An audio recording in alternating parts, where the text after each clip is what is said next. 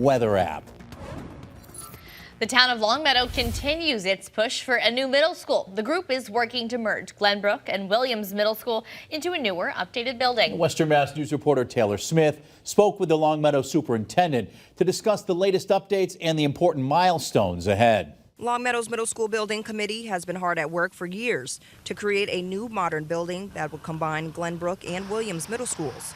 The committee says it wants to address the aging infrastructure of both schools, which has served the community for decades.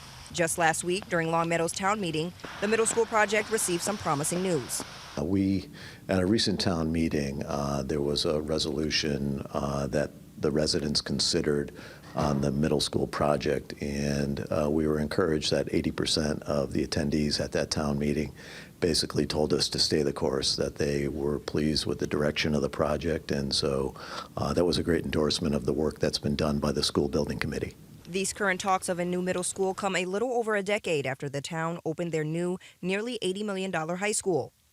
Back in 2022, Longmeadow voters approved funding for a middle school feasibility study.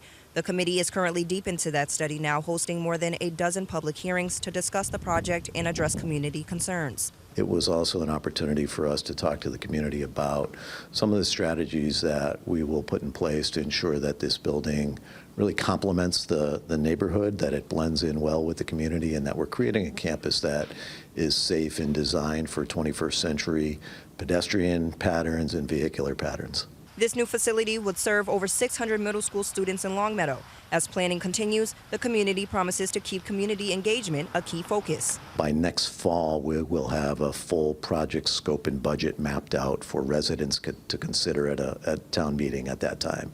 And now, if all goes according to plan, construction could begin in July 2026 with an anticipated move-in date for students in fall of 2028. Reporting in Longmeadow, Taylor Smith, Western Mass.